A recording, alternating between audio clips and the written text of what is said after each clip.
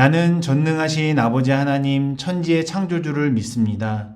나는 그의 유일하신 아들 우리 주 예수 그리스도를 믿습니다. 그는 성령으로 잉태되어 동정녀 마리아에게서 나시고 본디오 빌라도에게 고난을 받아 십자가에 못 박혀 죽으시고 장사된 지 사흘 만에 죽은 자 가운데서 다시 살아나셨으며 하늘에 오르시어 전능하신 아버지 하나님 우편에 앉아 계시다가 거기로부터 살아있는 자와 죽은 자를 심판하러 오십니다. 나는 성령을 믿으며 거룩한 공교회와 성도의 교제와 죄를 용서받는 것과 몸의 부활과 영생을 믿습니다. 아멘.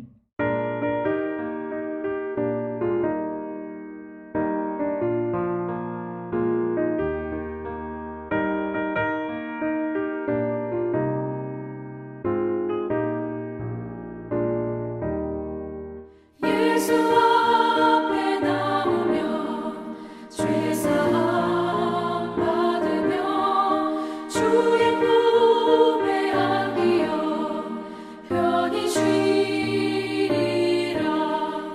우리 주만 믿으며 모두 구원 얻으며 영생 복락 면류관 확실히 받겠네.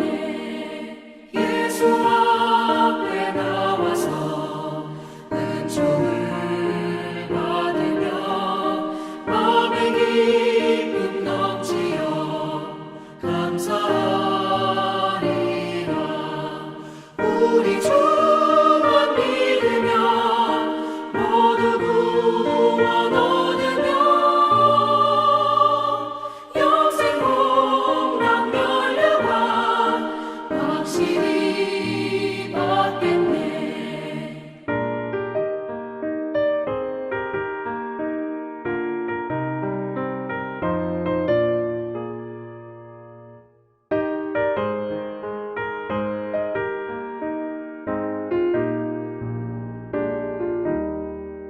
예수 앞에 설 때에 흰옷을 입으며 밝고 빛난 내 집에 길이 살리라. 우리 주만 믿으며 모두 구원 얻으며 영생 복락 면류관 확실히 받겠네.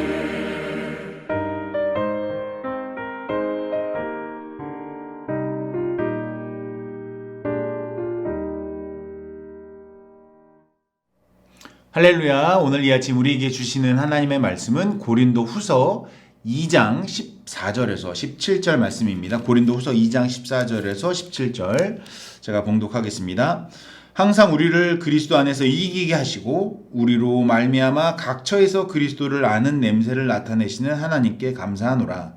우리는 구원받는 자들에게나 망하는 자들에게나 하나님 앞에서 그리스도의 향기니 이 사람에게는 사망으로부터 사망에 이르는 냄새요 저 사람에게는 생명으로부터 생명에 이르는 냄새라. 누가 이 일을 감당하리요? 우리는 수많은 사람들처럼 하나님의 말씀을 혼잡하게 하지 아니하고 곧 순전함으로 하나님께 받은 것 같이 하나님 앞에서와 그리스도 안에서 말하노라. 아멘. 우리 주님의 말씀입니다. 자, 오늘은 그리스도의 향기로 사는 법이라는 제목으로 함께 은혜를 나누려고 합니다. 오늘 우리가 읽은 고린도 후서 2장은 그리스도의 향기라는 주제 혹은 제목으로 아주 많이 설교되는 본문이죠. 또 내일 보게 될 3장 그리스도의 편지라는 말과 함께 그리스도의 향기, 그리스도의 편지. 그래서 이 고린도후서 2장 3장은 우리 그리스도인들이 어떻게 살아야 할지, 우리 그리스도의 삶을 어떻게 살아야 되는지에 대한 강력한 도전을 주는 그런 어떤 메타포라고 할까요? 그런 상징적인 말씀이라고 할 수 있습니다. 마치 마태복음 5장에 이제 산상수훈에 예수님께서 우리를 너희는 세상의 빛이다. 너희는 세상의 소금이다. 이렇게 비유하신 것 같은 어떤 우리에게 어떻게 살아야 되는지를 한마디로 정의하는 아주 어떤 이정표와 같은 말씀이라고 할 수도 있겠습니다. 그런데 이 말씀은 그냥 우리에게 듣기 좋으라고 향기라고 하니까 어떤 수사학적인 표현으로 우리에게 말씀하시는 것이 아니라 어떤 의미에서 우리 삶의 치열함 속에서 부득불 피어나는 그런 믿음의 결기를 담아내는 그런 표현이라고 해야 될 것입니다. 그래서 그리스도의 향기 혹은 냄새라는 것이 그렇게 고상하고 아름다운 말만은 쉬운 말만은 아니라는 것입니다. 이 고린도 교회는 이제 고린도 전서부터 보면요, 굉장히 여러 문제들이 있었지 않습니까? 그래서 이 고린도 후서까지 올 때까지 그런 문제들을 이제 사도 바울에게 근심을 안겨줬던 교회고, 그것으로 인해서 그런 특수성을 우리가 좀 이해하면서 봤을 때 이 고린도 교회가 왜 그리스도의 향기로 살아야 되는가라고 우리가 좀 이해하기가 좀 편할 것 같습니다. 그런 맥락을 좀 봐야 오늘날 우리 이 교회를 살아가는, 이 시대를 살아가는 우리 교회에도 큰 울림과 메시지를 주리라 생각합니다. 이 고린도 교회가 당면한 이 고린도 후서의 가장 큰 문제가 무엇냐? 바로 이 바울을 대적하는 반대파들 혹은 바울의 대적자들에 대한 태도를 지금 지적하면서 이 그리스도의 향기라는 단어가 나왔다는 사실입니다. 이 대표적으로 그 대적자들은 바울이 하나님의 사도치고는 너무 약하다, 혹은 그 사도권이 진짜인가 의심하는 그런 의문을 제기하던 사람들이었다는 사실입니다. 어떻게 하나님의 사도라는 자가 그렇게 몸이 약할 수 있냐, 신체적으로, 혹은 바울이 어떻게 하나님의 사도로서 그런 고난을 많이 당하냐, 또는 이 고린도 교회가 특히 이제 그 그리스 지역의 웅변이라고 할까요? 이렇게 막 이제 그 거리에서 막 자신의 논리를 펴는 그런 문화가 발달했기 때문에 바울이 그런 것 치고는 어떤 말재주가 없었다는 비아냥을 많이 듣기도 했습니다. 심지어 이 사도로서 다른 뭐 유대 땅이라든가 이렇게 어려운 지역에 우리가 성도들을, 교회들을 돕기 위해서 연보, 구제금을 모으자는 것에 괜히 딴지를 걸고 과연 사도가 맞느냐라고 계속 이 고린도 교회가 그런 의문을 제기하고 어떤 파당을 이뤄서 바울에게 대적을 했다는 사실입니다. 과연 이 바울이 하나님의 사도, 그리스도의 사도가 맞는가, 이렇게 소란하는 자들을 향해 나중에 이제 10장, 11장에 보면 이제 조목조목 자신의 사도권을 반박을 하긴 하는데요. 오늘 우리 고린도후서 1장, 2장, 오늘 우리가 읽은 이 2장에까지는 조금 따뜻한 논조로 혹은 조금 부드럽게 자신의 약함을 그렇게 비판하고 비난을 제기하는 그 자신의 약함이 오히려 하나님으로 인한 강함이고, 오히려 그것으로 우리가 하나님의 위로를 받는다고 역설적으로 그것을 자랑하고 소개하고 있다는 것입니다.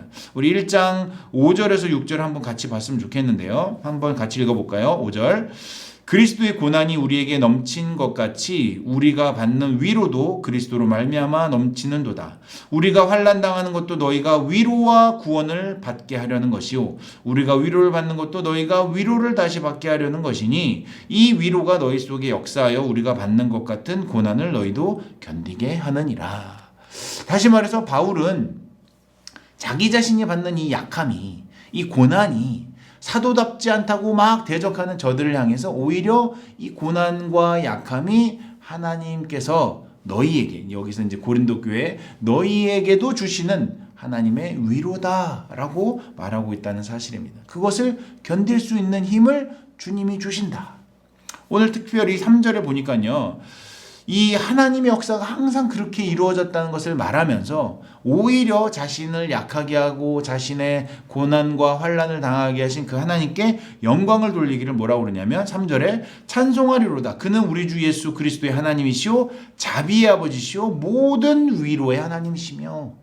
그러니까 내가 약한 것, 너희가 그렇게 비난하는 사도가 왜 그런 어려움과 고난을 당하냐, 왜 하나님의 종이 그런 병에 걸리냐, 이렇게 비난하는 자들에게 역설적으로 하나님이 나에게 위로와 은혜를 주시려는 것이라는 것을 말하고 있다는 것입니다. 다시 말하면 그리스도인들이란 고난과 역경과 환난 중에서, 그 연약함 중에서 세상의 기준이 아니라 주님의 기준으로 봤을 때 연약하더라도 오히려 주님의 위로와 주님의 구원을 더욱더 맛보는 자들이라, 이렇게 이야기하고 있다는 것입니다.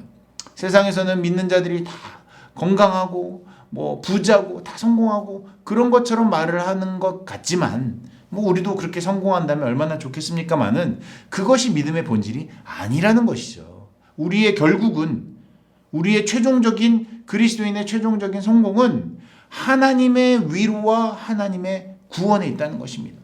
영어로 하면 comfort and salvation. 우리가 구원을 받고 하나님으로부터 받는 위로와 복을 받는 것이 그리스도인의 믿음의 본질이라는 것입니다. 다른 말로 하면 이 구원이라는 것은 그리스도를 믿음으로 우리가 얻게 되는 영원한 생명 아니겠습니까? 이 땅에서 잠시 잠깐 좀 육체적으로 연약할지라도 우리 안에 영원한 생명이 있다는 것, 즉 영생이 있다는 것, 또 우리가 이 땅에서 고난을 조금 받고 힘들게 어렵게 살지라도 하나님의 위로를 받으며 우리가 그것으로 인하여 만족하며 자족하는 삶, 그런 것이 바로 히브리서 나온 것처럼 하늘에 속한 모든 신령한 복, 기쁨과 복락을 누리는 그 삶이라는 사실입니다. 오늘 우리가 불렀던 찬송가의 가사처럼 영생복락 면류관을 누리는 삶이라는 것이죠. 그게 바로 그리스도인의 본질이라는 사실입니다. 소망을 가지고 끝까지 인내하며 믿음으로 살 때 영생복락을 누리게 된다는 것이죠. 그리스도의 향기라는 것이 여기서 이제 향기라고 하니까 무슨 고상한 척하고 우아하게 그런 신앙생활을 하는데 향기라는 말을 쓰면은 안 된다는 것입니다. 조금 약하더라도, 조금 건강하지 못하더라도, 조금 부유하지 못하더라도, 환난과 고난 중에 있더라도 우리를 향한 비판과 의심과 대적자들 앞에서 우리의 믿음을 주춤거려서는 안 된다는 것이죠. 그런 것들이 그리스도를 믿는 자의 본질이 아니기 때문입니다. 그럴 때마다 우리는 주 예수 그리스도를 바라보며 예수님 앞으로 항상 나와 기도하며 주님을 붙들어야 한다는 사실입니다. 그런데 사실 이게 말로는 쉬운 것 같은데 실제로 이 세상에서 살다 보면 그런 것들이 참 믿음으로 산다는 것이 쉽지가 않음을 우리가 느낍니다. 이 땅에서 그리스도의 향기를 가지고 영생복락을 누리며 산다는 건 말로는 참 아름답고 좋은 말이지만 그것이 참 어렵다는 것이죠. 왜 그렇습니까? 우리가 세상 사람들의 그 기준, 심지어 교회를 다니는 사람들 중에서도 많은 사람들이 우리의 삶을 평가할 때 그 세상의 기준을 가지고 자꾸 우리를 바라보기 때문에 그렇다는 것입니다. 그것으로 비교하기 때문에 그런 것입니다. 세상의 성공과 건강, 또 우리가 받는 또 이 처지를 비교할 때 우리를 부끄러워하고 우리를 위하여 기도하시는 예수 그리스도를 보지 못한다는 것이죠. 다시 말하면 오늘 본문에 있는 것처럼 우리 뒤에 계시는 그 위로의 하나님을 보지 못하고 살기 때문에 그렇다는 것입니다. 아니면 애써서 못 본 척하는 것일지도 모른다, 그런 생각을 가끔 하게 됩니다. 왜냐하면 우리가 교회를 다니고 믿음을 가진다고 하면서도 왠지 내가 손해보는 것 같고 왠지 뭔가 억울한 것 같고 요즘 말로 하면 쿨해 보이지 않는 그런 삶이 싫다는 것이죠. 그런 세상의 유혹, 세상의 기준, 세상의 방법, 거기에 넘어가지 말라고 지금 바울이 편지를 쓰는 것이 그리스도의 향기를 품으며 살라고 우리에게 권면한다는 사실입니다.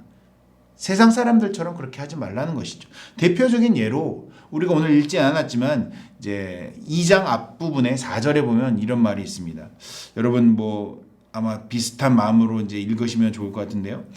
내가 마음에 큰 눌림과 걱정이 있어 많은 눈물로 너에게 편지를 썼노니 이는 너희로 근심하게 하려 한 것이 아니요 오직 내가 너희를 향하여 넘치는 사랑이 있음을 너희로 알게 하려 함이라. 그러니까 사도 바울도 자기 스스로도 마음에 큰 눌림과 걱정과 어떻게 보면 그 고난과 환난으로 인해 마음이 아프다, 그 말을 지금 이 고린도 교회에게 고백하고 있는 것입니다. 내가 너네 때문에 내가 너무 눌려 있고 너무 마음이 아프다라고 지금 솔직하게 고백하는 것이죠. 어떤 목사님이 어떤 선교사님이 그렇게 말을 하겠습니까만 사도 바울은 솔직하게 이야기하는 것이죠. 그런 눌림과 걱정을 갖게 했던 그 어떤 바울의 반대파 혹은 바울의 대적자들이 다른 사람이 아니라 바울이 전도한 사람, 바울이 세례 준 사람, 바울이 안수해서 목사와 전도사와 장로로 세웠던 그 지도자들이라는 사실입니다. 얼마나 큰 배신감이 들었겠습니까? 그런데 5절과 6절을 보니까 이 바울이 그들에게 눈물로 편지를 쓰고 그런 것으로 인하여 그 바울이 또 잠시 방문했던 것으로 인하여 이 교회 안에 바른 믿음을 가진 사람들이 자정작용이 일어나고 회개 운동이 일어나서 어느 정도 그런 사람들을 속아냈다는 거예요. 그런 사람들을 이제 다시는 그 리더급의 위치에 있지 않도록 하게 했다는 것이죠. 그래서 바울 스스로도 너희가 잘했도다, 그런 사람들을 속아내서 그들이 벌받는 것이 마땅하도다라고 말하면서도 바울은 세상의 방식대로 그들을 내쳐버리고 그들을 쫓아버리고 그것으로 영원히 그냥 종결하는 것이 아닌 다른 방법을 촉구하고 오히려 이 고린도 교회에게 사랑의 방법을 제안하고 있다는 것입니다. 8절에서 11절을 보니까 그렇게 기록되어 있습니다. 그러므로 너희를 권하노니 사랑을 그들에게 나타내라. 너희가 범사에 순종하는지 그 증거를 알고자 하여 내가 이것을 너희에게 썼노라. 너희가 무슨 일에든지 누구를 용서하면 나도 그리하고 내가 만일 용서한 일이 있으면 용서한 그것은 너희를 위하여 그리스도 앞에서 한 것이니 이는 우리로 사탄에게 속지 않게 하려 함이라. 우리는 그 계책을 알지 못하는 바가 아니로라. 소위 그리스도인이라고 말하면서 그 바울을 대적했던 혹은 교회에게 해악을 끼쳤던 그 사람들을 사랑으로 품어주지 않는다면, 세상 말로 눈에는 눈, 이에는 이 똑같이 복수하고 쫓아내고 그들을 징계하며 영원히 교회에 발도 못 붙이게 한다는 것은 여기 본문에 따르면 사탄이 오히려 원하는 것이란 거예요. 그 계책에 넘어가지 말라고 고린도 교회에 지금 그 회개한 자들에게 이야기하고 있다는 사실입니다. 바울 스스로에게 너무나 아픔, 눌림과 그 마음에 걱정을 줬던 그 사람들, 자신을 모함하고 사도권에 문제를 제기했던 그 사람들을 향해서 이 8절에 뭐라고 그럽니까? 사랑을 그들에게 나타내라. 세상의 방법이 아니라 그리스도의 방식대로, 우리 죄인된 우리를 사랑하신 그 그리스도의 방식대로 그들을 용서하고 사랑으로 품어줘라. 이것이 바로 사도 바울의 권면이면서 성경의 가르침이고, 그것을 순종하는지 안 하는지가 바로 그리스도인의 증거라고 이야기하고 있다는 사실입니다. 한마디로 말하면 희생의 삶, 섬김의 삶, 좀 손해보는 것 같지만 용서하는 삶을 살라는 것이죠. 세상의 논리와 지혜로는 결코 알 수 없는, 세상으로 보면 어떻게 보면 바보와 같다고 말하는 그런 용서와 섬김과 희생의 삶을 살라. 그것이 바로 그리스도의 향기다. 그리고 그것은 다름이 아니라 예수 그리스도께서 우리에게 친히 보여주신 모범이고 섬김의 사랑이라는 사실입니다. 이것을 그래서 그리스도의 향기라고, 영어로는 The Pleasing Aroma of Christ, 그리스도가 기뻐하시는 아름다운 향기다. 그래서 이 그리스도의 향기라고 할 때 무슨 이 아로마 향기라고 하니까 뭐 샤넬 넘버 5처럼 막 무슨 향수 뿌리는 것, 그런 거 아닙니다. 오해하지 마십시오. 어떤 분들은 이 그리스도의 향기다 그래서 우리 모두 그리스도의 향수가 됩시다. 뭐 좋은 냄새를 풍깁시다. 뭐 이렇게 해석하시는 분도 계신데요. 뭐 넓은 의미에서는 그 말도 틀린 것은 아니지만, 오늘 이 본문이 말하고 있는 그리스도의 향기라고 할 때 이 향기라는 단어는 그리스도께서 우리를 위하여 희생제물 혹은 대속제물로 바치면서, 자신의 삶을 바치면서 보여주신 그 희생의 삶, 그 발자취를 여기서 그리스도의 향기라고 표현했다는 것이죠. 그러니까 이 향기라는 것은 그냥 우리가 뿌리는 향수 그 향기가 아니고, 그 제사를 할 때 그 제물에서 나오는 향이 있지 않습니까? 하나님이 그 흠향하신다 할 때 그 향내를 뜻하는 유오디아라는 헬라어 단어를 쓰고 있습니다. 신약 성경에 3번 나오는데요. 이 유오디아라는 단어가 오늘 이 본문 고린도 후서 2장하고 이 제물의 향기라는 뜻으로 다른 본문 2번 더 나오는데요. 예를 들면 대표적으로 에베소 5장 2절에 그리스도께서 너희를 사랑하신 것 같이 너희도 사랑 가운데서 행하라. 그는 우리를 위하여 자신을 버리사 향기로운 제물과 희생 제물을 하나님께 드리셨느니라. 그러니까 우리가 사랑하는 것이 왜 그렇게 해야 되느냐? 서로 사랑하라. 왜? 예수님도 우리를 위하여 향기로운 제물, 자신을 희생하면서 사랑하셨기 때문에 너희도 예수님을 닮아서 서로 사랑해라. 그럴 때 향기로운 제물 할 때 이 향기가 나오는 것입니다. 또 빌립보서 4장 18절에도 내게는 모든 것이 있고 또 풍부한지라 에바브로디도 편에 너희가 준 것을 받음으로 내가 풍족하니 이는 받으실 만한 향기로운 제물이요 하나님을 기쁘시게 한 것이라. 에바브로디도 편으로 모든 그 쓸 것을 보내주었잖아요. 그 빌립보 교회가. 그것으로 인하여 내가 참 감사한다. 너무 고맙다. 너네가 자신의 것을 내어주고 희생한 것, 즉 예수님이 자기 자신을 내어준 것처럼 너희가 향기로운 제물처럼 하나님께서 받으신 너희의 그 섬김이, 그 헌금한 것이, 너희가 그렇게 내어준 것이 그런 하나님이 받으시는 제물이다. 이때 향기라는 단어를 썼다는 것이죠. 다시 말하면 이 향기라는 그 유오디아라는 단어, 여기 이제 본문에 보면 또 다른 단어가 이제 냄새라는 단어가 있는데 똑같은 말입니다. 냄새는 이제 헬라어로 오스메라고 하는데요. 유오디아라는 향기, 오스메라는 이 냄새, 둘 다 같이 항상 같이 쓰이거든요.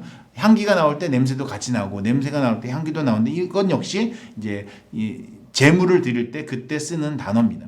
아까 말한 이 두 본문과 오늘 고린도후서 2장에 계속 똑같이 나오고 또 이제 요한복음 12장 3절에 한 번 더 나오는데요. 이 오스메라는 단어가 그 마리아가 예수님께 향유를 바치지 않습니까? 그 향유 냄새할 때 이 단어가 쓰입니다. 그러니까 결론적으로 이 우리가 지금 계속적으로 보고 있는 이 그리스도의 향기 혹은 그리스도의 냄새라는 것은 오늘 우리 16절에 기록된 것처럼 생명으로부터 생명에 이르는, 그러니까 그리스도의 십자가 희생으로 우리에게 주어진 영원한 생명, 즉 영생 구원, 그리고 하늘에 속한 모든 신령한 복을 누리면서 이 땅에 살아가는 새로운 거듭남의 삶의 기쁨, 그것을 우리가 누리며 소망하며 이 땅을 살아가라는 것이 바로 그리스도의 향기에 담긴 뜻이라는 것이죠. 그러므로 오늘 우리가 이 어떤 메시지를 받아야 되는가? 예수 그리스도를 닮은 삶, 예수 그리스도의 향기를 품어내는 삶이란 그 어떤 환난과 역경이 오더라도 심지어 우리를 힘들게 하는 여러 대적자들 앞에서조차 그리스도의 향기를 품어내며 닮아가며 예수님을 바라보는 삶, 즉 예수님 앞에 나와 그 환난과 역경 속에 예수님을 붙드는 삶이 그리스도의 향기를 나타내는 삶인 줄 믿습니다. 오늘 결론을 맺겠습니다. 오늘 우리가 불렀던 아까 찬송가 287장의 가사를 한번 묵상해 보시기 바랍니다. 예수 앞에 나오면 죄사함 받으며 주의 품에 안기어 편히 쉬리라. 우리 주만 믿으면 모두 구원 얻으며 영생 복락 면류관 확실히 받겠네. 영생 복락 면류관, 영생 복락, 영원한 생명 구원과 하늘에 속한 모든 복과 기쁨, 즉 하나님의 위로, 이 영생 복락이 바로 우리 영락교회의 이름이 여기서 나온 것이 아닙니까? 영원한 기쁨, 영락 아닙니까? 그러니까 예수를 믿는다는 것, 예수 앞에 나와 그 모든 영생 복락을 누린다는 것, 어떤 고통과 어려움이 있더라도 소망을 품고 끝까지 인내하며 산다는 것, 영원한 생명과 기쁨을 누리며 산다는 것, 그것이 바로 그리스도의 향기로 살아가는 삶이라는 것입니다. 그냥 고상한 척하고 예수 믿는 것이 그런 세련된 그런 것이 아니라 어떤 진흙탕을 살더라도 어떤 그런 비판과 역경과 고난 속에 살더라도 그 기쁨, 그 복, 그 영생을 바라보며 소망으로 사는 것, 희생과 섬김과 나눔의 삶을 사는 것, 그것이 바로 그리스도의 향기를 품으며 사는 것이라는 것입니다. 사랑하는 여러분, 오늘 이 말씀을 보면서 바라옵기는 우리를 위해 십자가 제물이 되신 우리 주 예수님만을 바라보며 그 그리스도의 향기로 살아가는, 하나님께서 받으실 만한 흠양하시는 그 희생의 제물이 되신 예수 그리스도를 닮으며 우리도 섬기며 살아가는 그런 모든 영생 복락의 성도들, 우리 영락의 모든 성도님들 되시기를 주님의 이름으로 축원합니다. 아멘. 기도하겠습니다. 한없는 자비와 은혜로 예수 그리스도를 보내시어 우리를 대속하신 하나님 아버지 참으로 감사와 찬송을 드립니다. 우리가 희생과 섬김의 삶을 사신 주님을 닮아 이 땅을 살아가면서 그리스도의 향기로 살아가기를 원합니다. 그러나 여러 환난과 연약함, 세상의 조롱과 유혹 속에서 우리는 우리 스스로의 믿음조차 지킬 수 없는 한없이 부족한 자임을 고백할 수밖에 없습니다. 그러나 우리의 힘이 아니라 우리 안에서 살아 역사하시는 성령의 인도하심을 따라 살게 하여 주시옵소서. 세상의 기준과 가치를 따르는 것이 아니라 영원한 생명과 영원한 복락을 누리며 진정한 믿음의 삶을 살도록 인도하여 주시옵소서. 이 모든 말씀을 우리의 영원한 대속자 되시는 예수 그리스도의 이름으로 간절히 기도하옵나이다. 아멘. 하늘에 계신 우리 아버지, 아버지의 이름을 거룩하게 하시며 아버지의 나라가 오게 하시며 아버지의 뜻이 하늘에서와 같이 땅에서도 이루어지게 하소서. 오늘 우리에게 일용할 양식을 주시고 우리가 우리에게 잘못한 사람을 용서하여 준 것 같이 우리의 죄를 용서하여 주시고 우리를 시험에 빠지지 않게 하시고 악에서 구하소서. 나라와 권능과 영광이 영원히 아버지의 것입니다. 아멘.